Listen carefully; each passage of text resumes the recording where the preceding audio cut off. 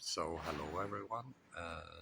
Today is the 14th of May, or May 14th, 2025.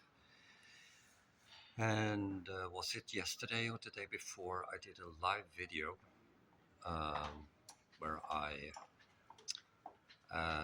talked about psychology, and I also took questions about that. And many people asked about things like anxiety, SSRI medication, which I think you take to suppress depression.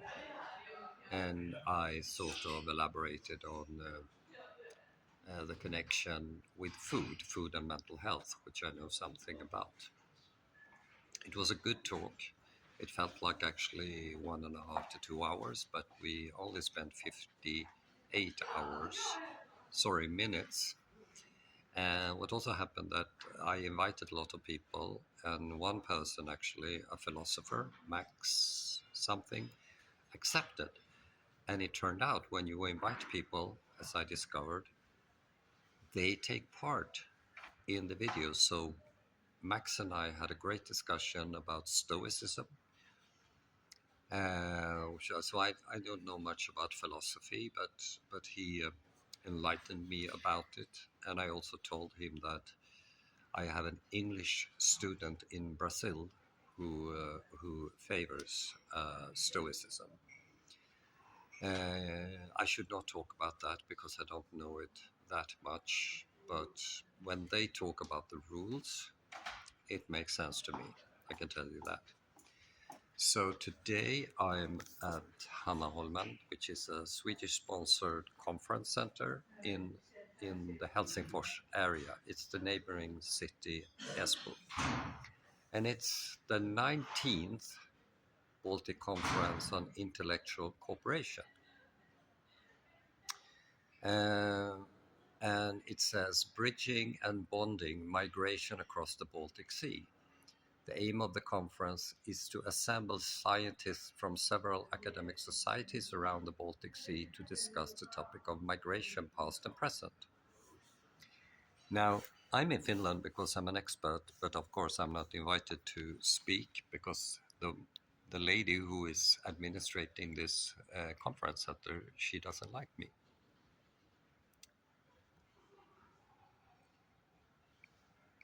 And how do I know? Well, the project manager for this conference told me that. Really strange, really. But let's skip that. Uh, Migration across the Baltic Sea.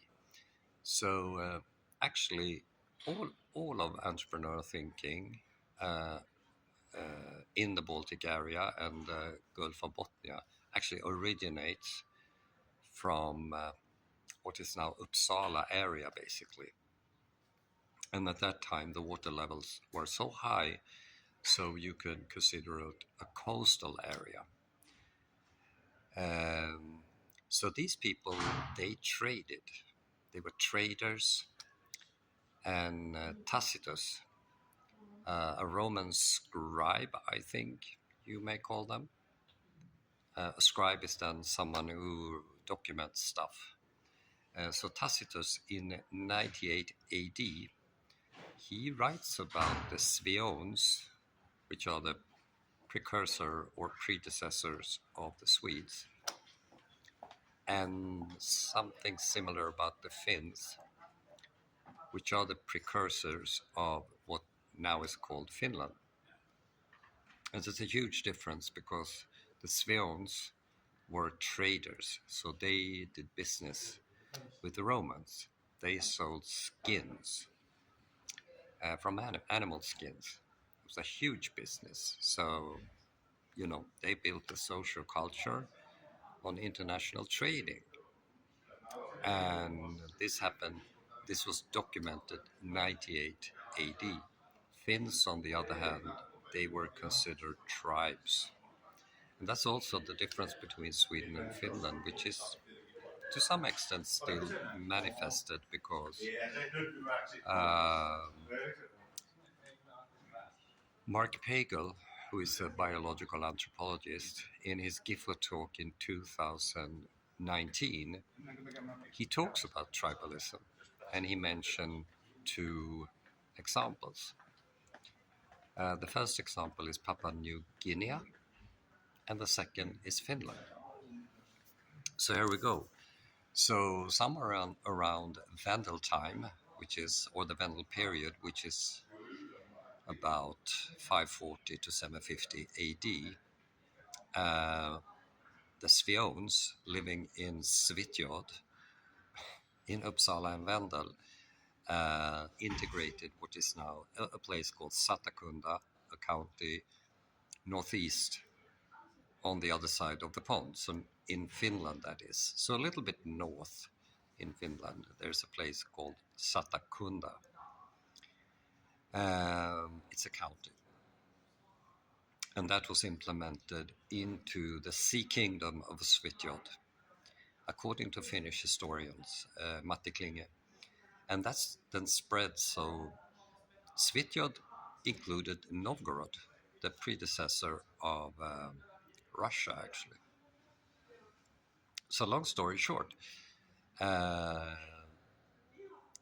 entrepreneur thinking expanded in the Uppsala area, and this is marked by Uppsala University, which was founded 1477.